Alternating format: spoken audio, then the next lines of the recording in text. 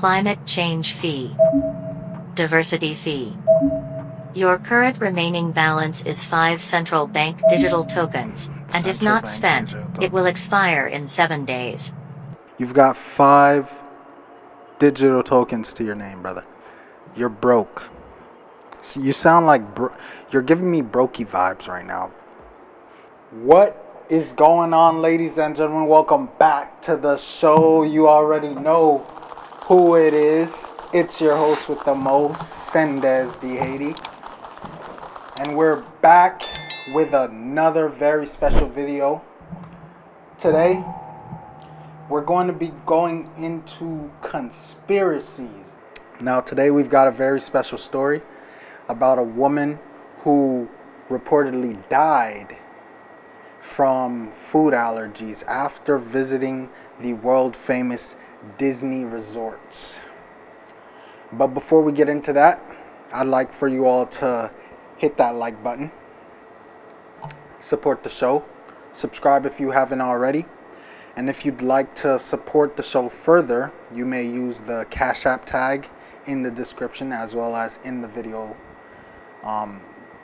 below.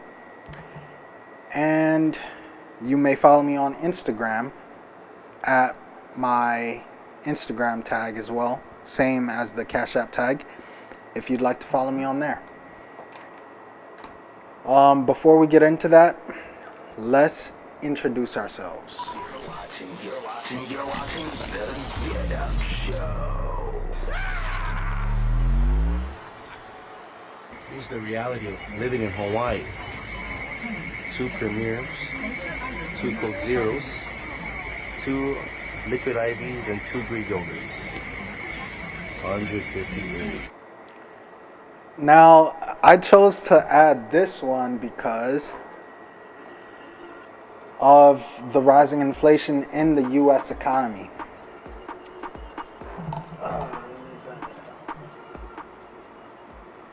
So, for those of you who aren't in the U.S., inflation is at an all-time high right now, somewhere around 8%, and that's put a lot of people in a difficult situation. Apparently here in Hawaii, inflation is at an all-time high, being that they're an isolated island.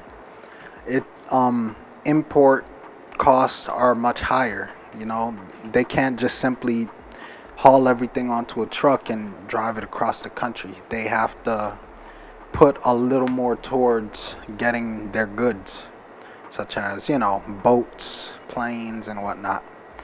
But that cost, and as a result, the cost gets passed on to the end user, which is the consumer.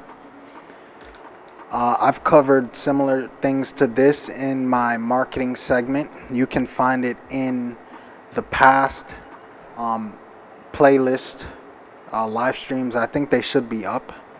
But in that, I just covered some marketing concepts so that people would be familiar with them. And it is free on my channel, so feel free to utilize that information. But yeah, here apparently it's really expensive to shop in Hawaii. Aloha. This is the reality of living in Hawaii.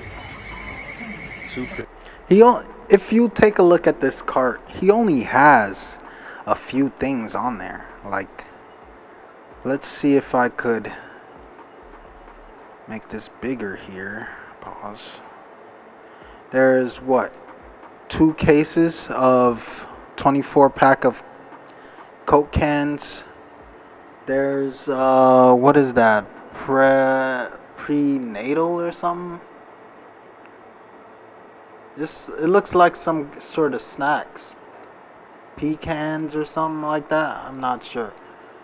Oh, protein, Premier Protein, and he has 2 packs of those, 18 packs. Now that looks like it would cost him around $20 in the US, 20 to 30 bucks US, 15 maybe. The pack of Cokes maybe $15 to $12 a pack of 24. It's not really much in there. But let's see how much this totals him out to, because this is insane. I wouldn't buy this stuff for that price. Premiers, 2 Coke Zeros, 2 liquid. He only had 4 items in the cart, right? 4 packs of drinks. And then he has 2 yogurts and 2 mix of something. So about 8 items that cost him $158. Liquid IVs Brother. and 2 Greek yogurts. That's insane. 158. 158. First robot worker committed suicide. Now this next one, it's about a robot worker that apparently committed suicide due to the stress. Due to the stress of the workload, I guess. It got tired of work. It was overworked. When it figured out that it was designed just to work, no play, none of that, that motherfucker started walking in a circle. People witnessed it, and Do then not compute. jumped off a building and killed itself. Damn. So I added this one in here because I actually heard something a few days ago where reports showed that after AI has come out and after this giant push to integrate AI within their systems, many employees are noticing that they're overworked now that AI has been added to their workload. Now, the main problem about this AI thing is that although it's made a lot of smaller tasks easier, it's as a result made it possible to fit a lot more work within the shorter time frame. And as a result, now with AI, it's been calculated, sometimes even with AI, to show that more people are able to get more done by using these AIs, and they've actually reported to be overworked. And apparently, the AI itself agrees. But let's continue. I'm gonna show you guys something crazy. Now this next one is automatic drive-thrus, and we're getting to this place in society where people are trying to, well, not just people, companies are trying to move to this employee-less system where AI and cashless systems are being implemented just to cut out the middleman, which is the employee.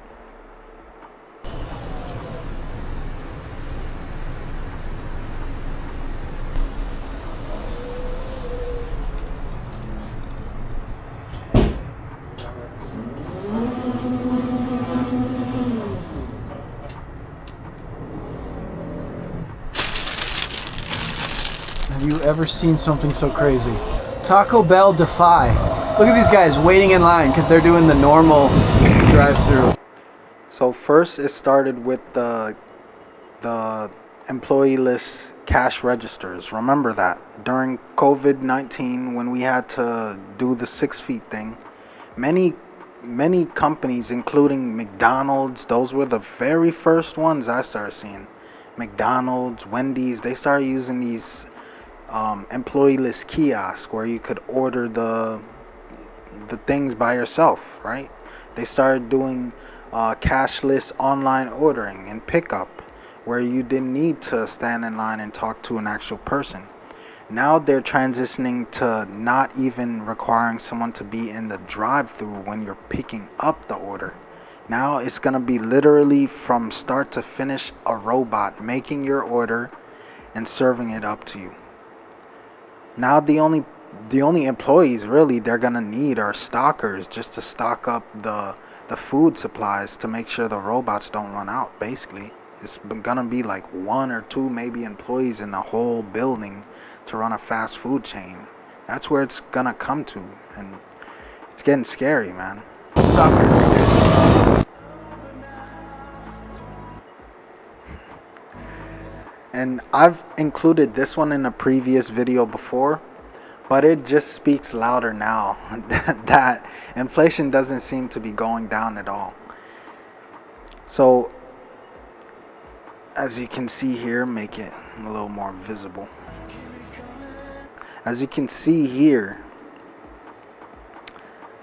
gross for their income for this week or this pay period, a whopping $4,000, $4,600, $4,600, right?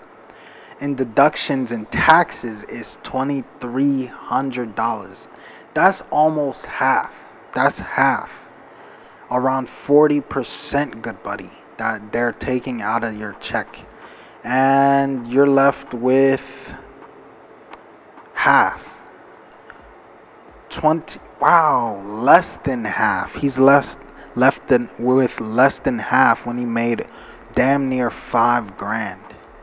And he's left with less than half of the money he worked for. How is that legal? I don't know. But let's continue, folks.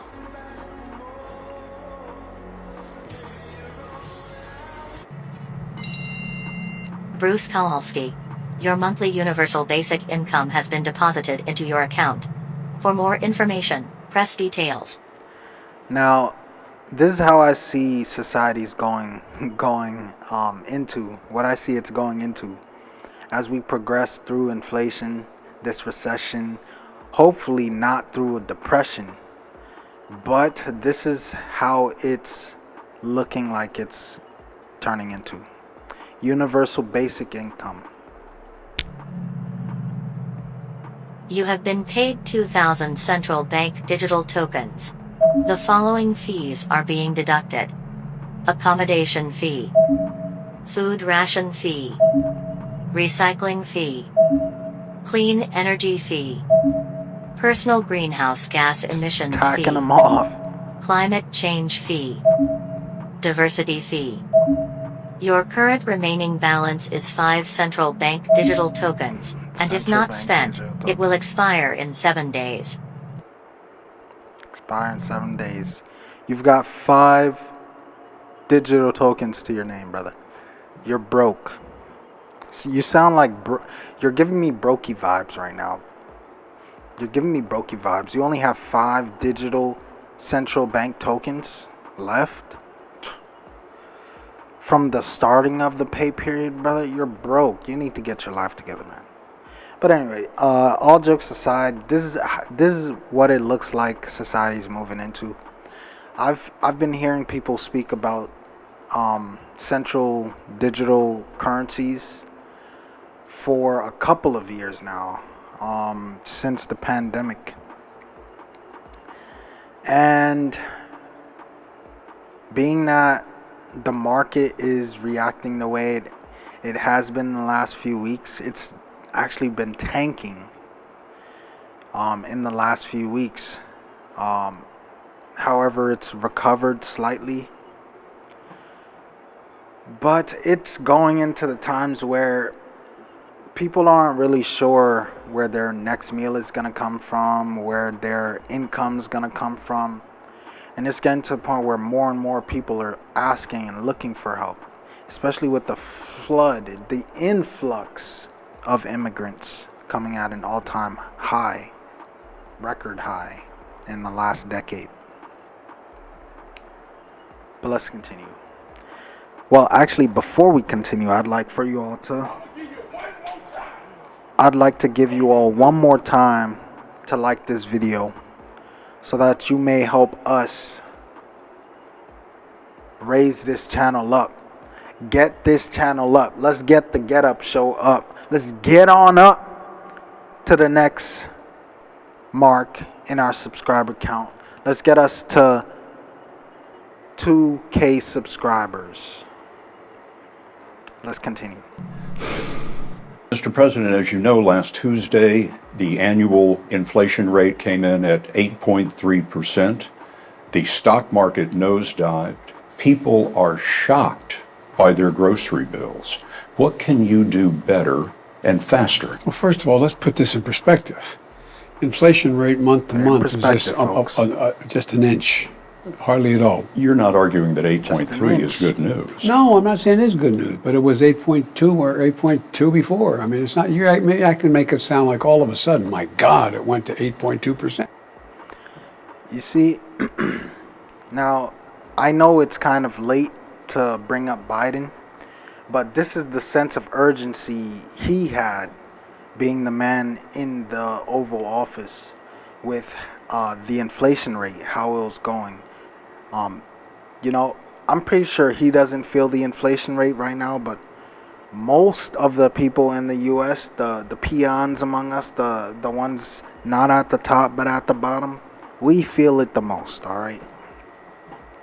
So the fact that someone can just say, oh, like it's not high, when someone can get half of their check taken away from a 2-week statement. Like, come on now. You can't tell me it's not high. And that's not even taxes. That's just inflation.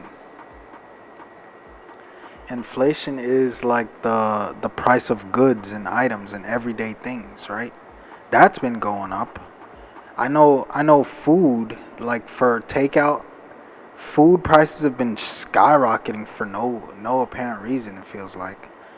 But I'm pretty sure I know why, because food items have been going up, right? The price of meats, the cost of breads and all those things that people buy up and use for their restaurants to sell back to you. So of course they're gonna have to bring up the price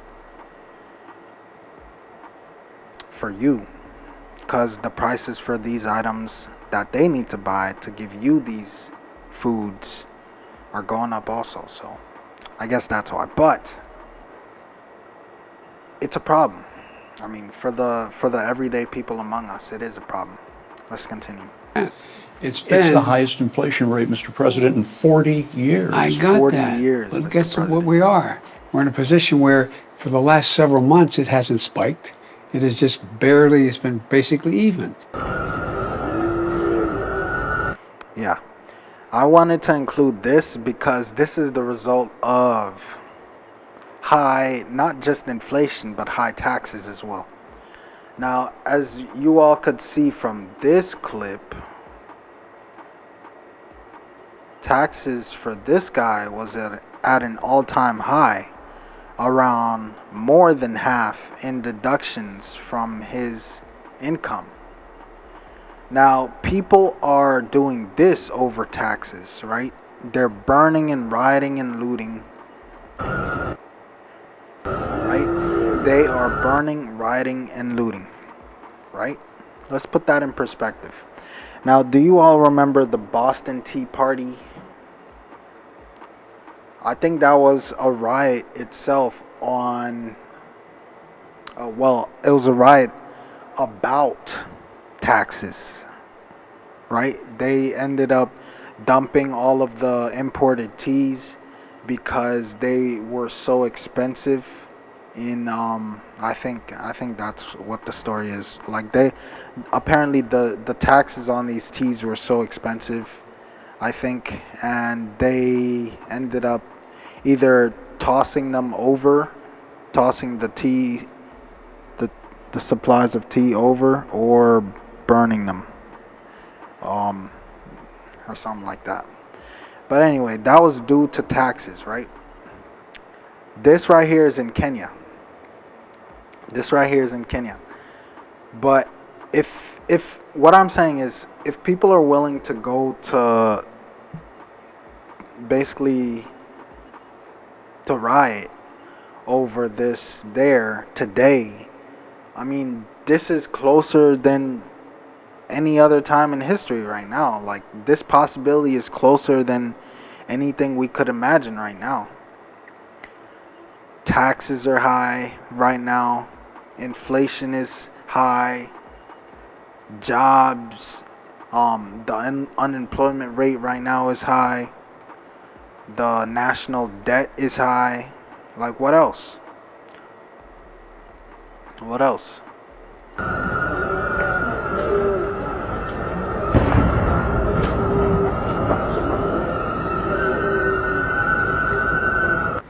Wow, what a coincidence that when everyone's pulling hundreds of millions, even trillions of dollars out of the stock market, all of a sudden the platforms are down. Now, I've witnessed this several times in my life when I was trading, when I'm trading stocks. And yes, this usually does happen on really big volume days. And I always hate this. I always think it is almost like a conspiracy. Like they're waiting for us to, okay, it just dropped or it just spiked up. And people are trying to flood to make these trades and cash out on what they have, but they end up being locked out of their accounts. Like just recently, like a couple months ago, I invested into Nvidia, into options trade. I'm not going to tell you whether it was a call or put, but it had appreciated severely, not severely, drastically. It had went up. And I was trying to log back in so I could make a move on this play, but I was locked out. At the opening of the market, I was locked out and I wasn't able to make a play. So I'm pretty sure a lot of people lost money that day. Now, I was just lucky that it kept going up and I was able to make a play later on at a higher price. So it worked out for me. But for the people who needed to sell, they were cooked. Not allowing people to liquidate cash. That, if they are, which I think they are, if they're purposely shutting down their servers to prevent investors from liquidating cash out of the stock market, that is definitely going to be many lawsuits in the future. But and for those of you who aren't aware, these are some of the largest trading platforms in the world. I just think it's a coincidence that the platforms are down, not allowing people to liquidate funds when the market looks like this. Very interesting. Do you think that the servers are just down because too many people are using it, or do you think they're trying to prevent this from getting even worse than it already is? I'll tell you, people, this country, not just this country, this economy, this world, this society we're living in right now, it just feels like the Wild West right now. Like anything goes. And it gives me this feeling that we don't know what's going on at all behind these curtains. Like we're just along for the ride, really.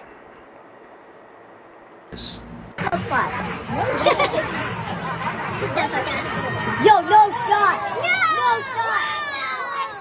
What the fuck? So this is apparently a group of immigrants taking down the U.S. flag. A group of immigrant protesters taking down a U.S. flag.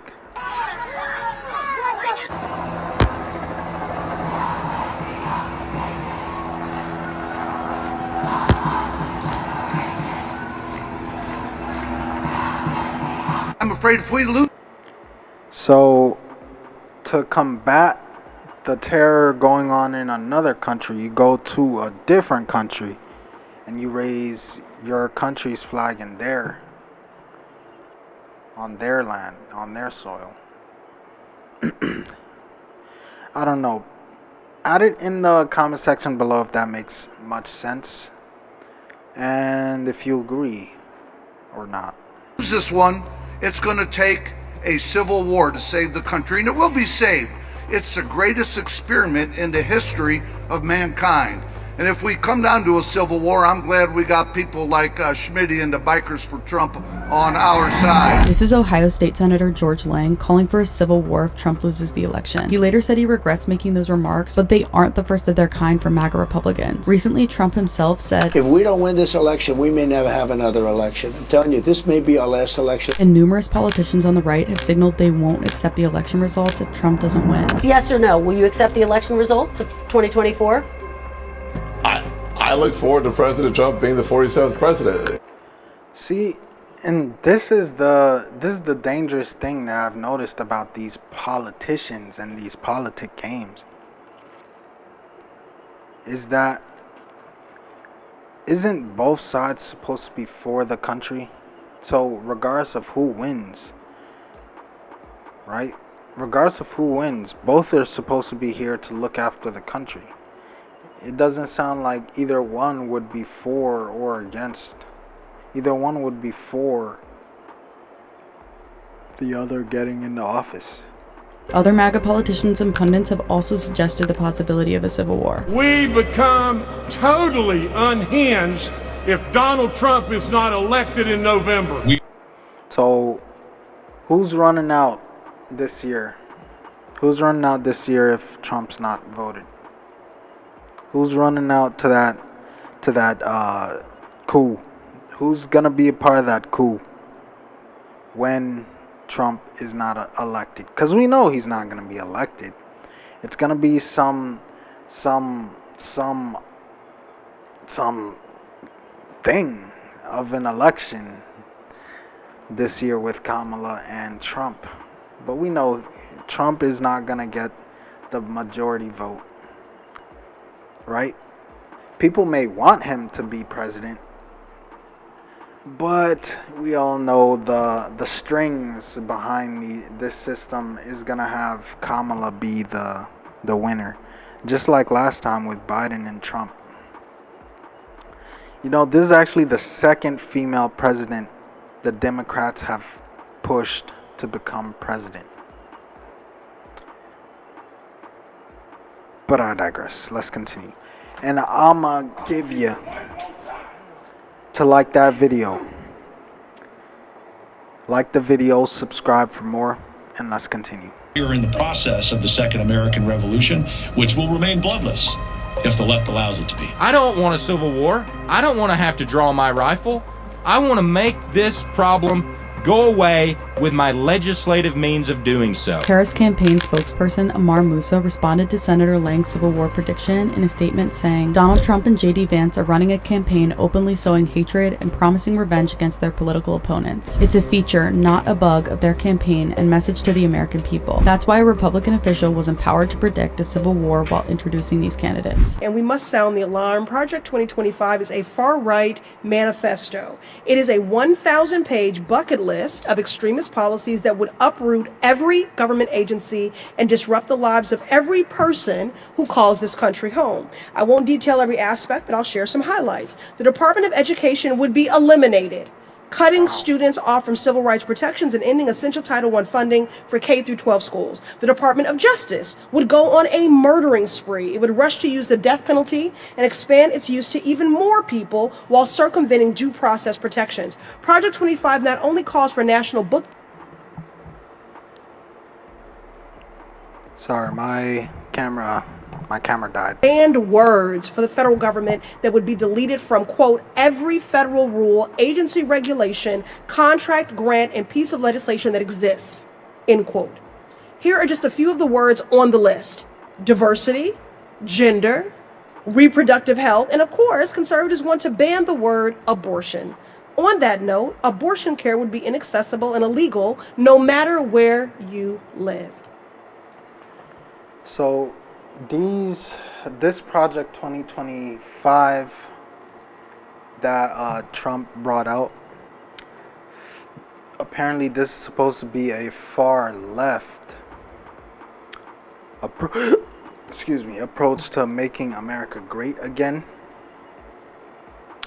And for those of you who are curious about my stance on this, I will remain neutral in this. I'm not for Kamala or for Trump. Neither am I against either one of them. But what I am for is for the people. I just want whatever is going to be in the best interest of the people. So whoever is going to support that the best, I'll go with them. And these ideas for the conservatives, they are stepping away from the debauchery that this country's been walking into for the last decade. I'm not gonna lie. It's stepping away from the debauchery. So it wants to include religion in schools again, which I don't know if that's a good idea. Because I don't like what the schools are teaching our kids anyway. But to start teaching religion now, what if they don't follow those same religions, those religious practices? But that's neither here nor there. Abortion is a big one.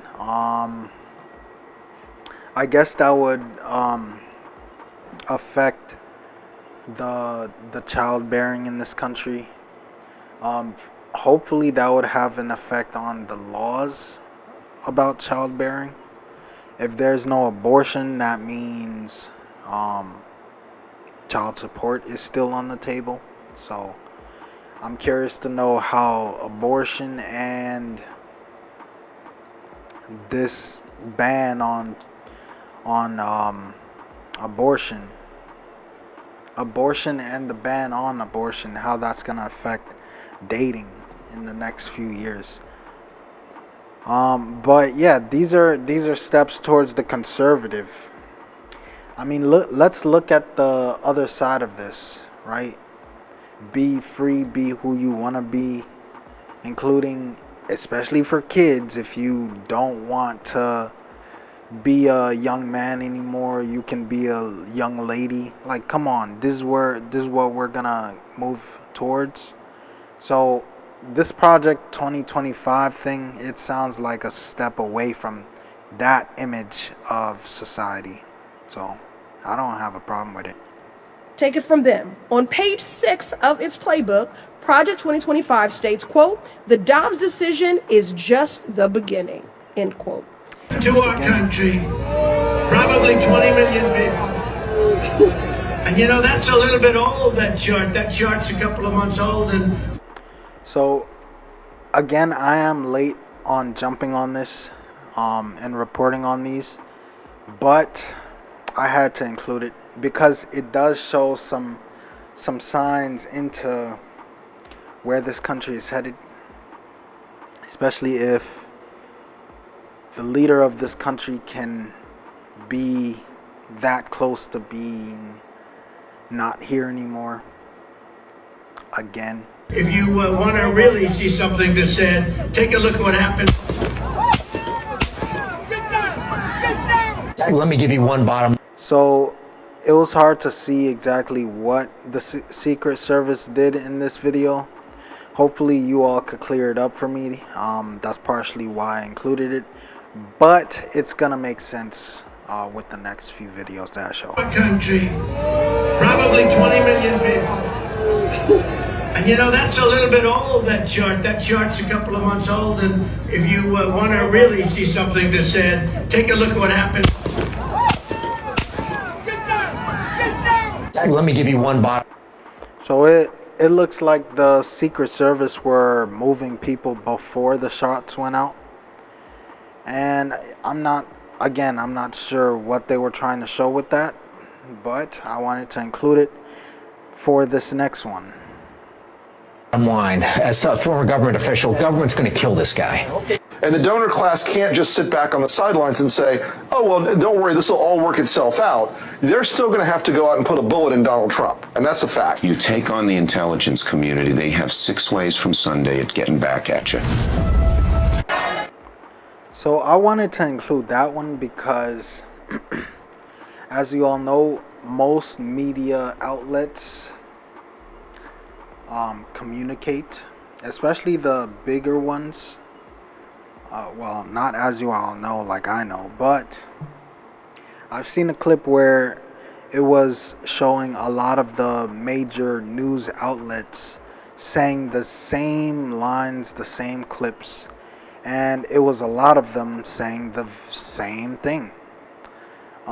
So it doesn't come to as a surprise to me when I see something like this, where multiple news media outlets are speaking about before this situation even comes up, speaking about Trump being assassinated, as if it should be something you need to speak about when you're speaking about politicians and former presidents of the United States.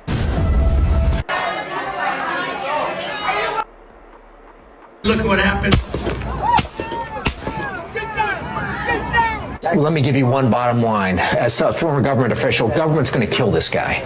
And the donor class can't just sit back on the sidelines and say, oh, well, don't worry, this will all work itself out. They're still going to have to go out and put a bullet in Donald Trump. And that's a fact. You take on the intelligence community, they have 6 ways from Sunday at getting back at you. I mean, to be able to say this stuff on public television is crazy. And there was no executive producer to take that line down, or no, you can't say that. No, they just let it go. That's why it just makes it seem a little more obvious. If it was an assassination attempt, that's why it makes it a lot more obvious that the guy who tried to take him out isn't just some lone gun who just decided, hey, Trump's in town today, let's go take him out.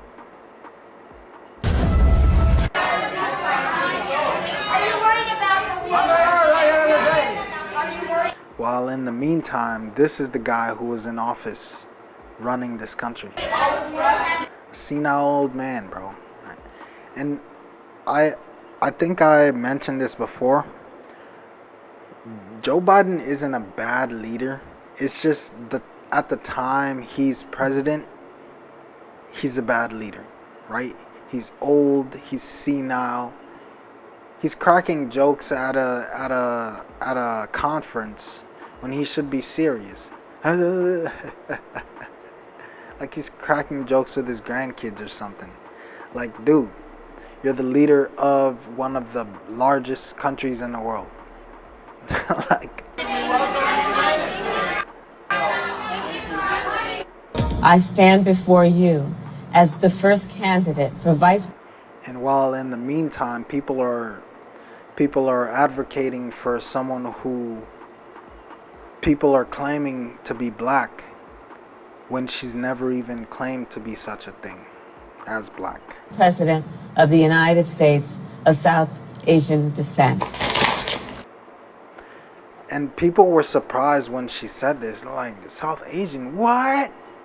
Like, because the black community claimed her as their own, she now has to represent as black. Which, this is not the case. She's never said she's black. Matter of fact, her parents aren't even black. One is Indian, and the other one I think is Caucasian or something like that, or Irish or something. I forgot. I forgot what her mother is, but I think her father is Indian. But where did everyone get the black from? Cause she's brown. Like, you go to any Indian person right now or Pakistani person, ask them, are you black or are you Asian? They're gonna say, I'm Asian. They're not gonna say they're black. And even Africans don't consider themselves as black in the African American sense. They're not black Americans, they're black Africans. They're Africans. Well, it's the same way with Asians and Indians. With Indians, they're not Africans, they are Asians.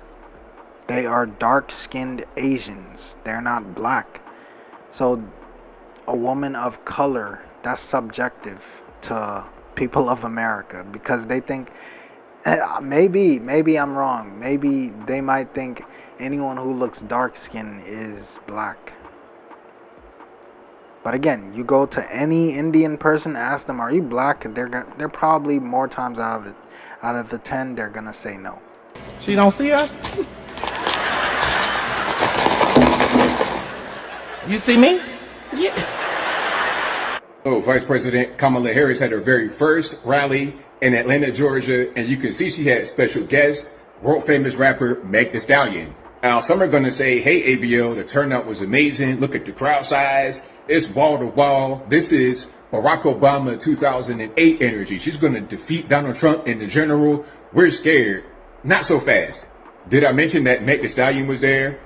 You got a little bit of booty shaking. It ain't too much in that whole pantsuit ensemble. But Meg Thee Stallion is one of the most famous rappers in this world. She's been selling out arenas all over the country. She's been selling out arenas for sure. Selling out. And this was free.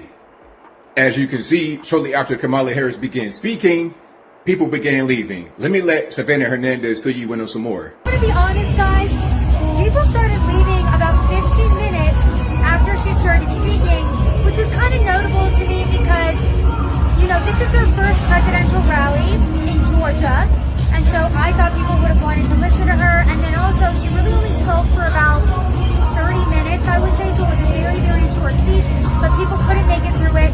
The news media will say that there was a lot of enthusiasm from young people for Kamala Harris's very first rally, but really the enthusiasm was for a free Meg Thee Stallion concert.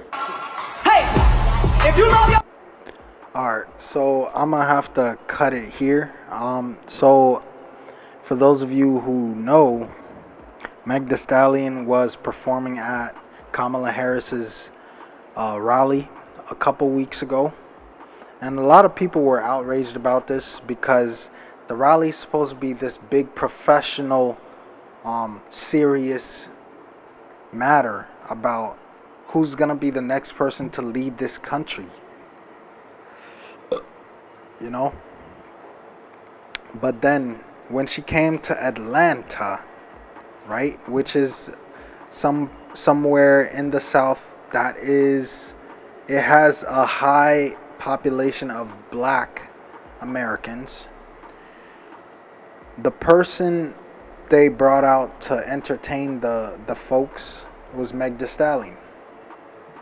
And people were outraged about this because they thought, well, out of all the people you could have brought out to speak in front of us, you brought someone to come twerk and shake her ass for us, as if this is what you believed we would like this is what you thought we were looking for, this is what you thought represented us as a people, for you to come to us when you're speaking about serious matters and bring someone to twerk in our faces. And people were outraged about it.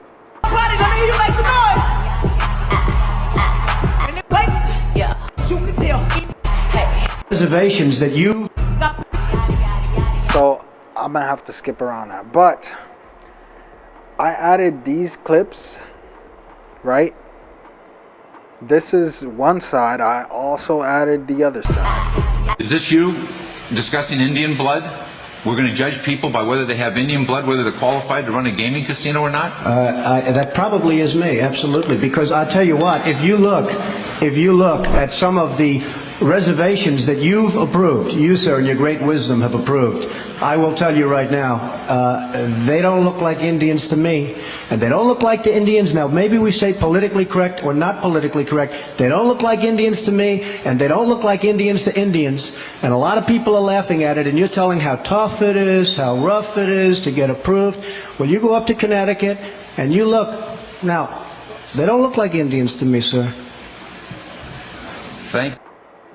So I wanted to add this one also for the other side who would say, well, Kamala is a much better choice than Trump. And it just brings me right back to the 2020 election when it was Joe Biden versus Donald Trump. When it came down to those two people as the candidates that would be running this country, one who was in real estate and was this big businessman, a celebrity, who all of a sudden is in politics and thinks he should be leading and running the country. And next you have an older gentleman, an older man who was the vice president, but he was an old man. And I was looking at it, I was like, this is the choice they give us? And now we're back in the same place again with the same team with the older man, but now with a woman who was just thrown into the presidency race because the guy who was supposed to be running in the first place can't run because he's too damn old. And now she's just thrown in there with no plan, mind you, no plan going into this election with someone who has already shown that he was willing to, get into conflicts with other countries like China during the time he was here. I almost thought we were going to go to war sometime with China, but we didn't, thankfully. But this is the choices we're given this time, again. So it's just going to show that whether you vote for one or the other, it's not really giving us much of a choice in the first place. Like, it's the best of both evils. And that's what I said last time in 2020. Now I'm gonna have to say it again in 2024. It's a shame, right? 4 years later, doing the same shit. God, that's not the test of whether or not people have rights in this country or not, whether or not they pass your look test. Depends whether or not you're approving it, sir. No, it's not a question whether I'm approving it. It's not a question whether I'm approving it. Mr. Trump, you know in the history of this country where we've heard this discussion before, they don't look Jewish to me. Oh, really? They don't look Indian to me. They don't look Italian to me. Mm-hmm. And that was a test for whether people could go into business or not go into business, whether they could get a bank loan. You're too black, you're not black enough. This is life in late-stage capitalism. I wake up at 8 a.m. Now, with all the topics we've covered here today, I see this is how our society is going to, with all the universal basic income and everything. We'll have... I'll leave it up to you. I'll show you. And immediately get hit with my morning thought-advertisement. Drink Shaboinky juice. Half the calories, twice the shaboink. I then fight my 8 roommates for space. Since Zillow now owns 100% of homes, this is our only option for living. 100%. For breakfast, my duplicate brings me my morning ration of trough slop, 100% processed. Then I go to my job as a full-time plasma donor. To pass the time, I watch my favorite 24/7 live stream. Yo, it's Dystopian, and today we're gonna be siphoning memory from a duplicate. Hopefully there's something good. Oh, childhood trauma. That's whack. Just then, world-famous Lonely Hand model Mimi Moneybags walks in. Looks like she's doing a make-a-wish for a 36-year-old man dying of diabetes. I can't believe I'm meeting you IRL. Can I use my last memory unit on you? How pathetic. She makes 15,000 gallons a year. That's a lot of water. Figuratively selling your body makes so much more than literally selling it. Then my girlfriend leaves me because I couldn't make my monthly girlfriend subscription payment. You need to start donating more plasma. I'm already donating the legal limit. Well, why don't you just siphon some from your duplicate? Maybe I should become a live streamer and move into Zillowville. Then I could probably afford a premium girlfriend and only need 3 roommates. Then I download Sleep Premium so I don't get hit with any dream advertisements. Sleep Premium. Hey, next thing you know, it's gonna be oxygen. Oxygen is gonna be everything. Just like those taxes that universal income deducts from your weekly credit. It's gonna be a breathing tax, carbon tax, waste tax, food tax, transportation tax. You don't use transportation tax, and everything included. That's where I feel like we're going into. And that's my day. The husband of a doctor. And the main event, folks. But before we go into this, I'd like for you all to like that video. I need you all to get us to 2,000 subscribers. Subscribe. Hit the bell for notifications to be notified the next time we go live or bring out a new video. We do go live. And stick tuned for those. And this last one is going to be about the woman who went to Disneyland with her husband, who unfortunately met a tragic end.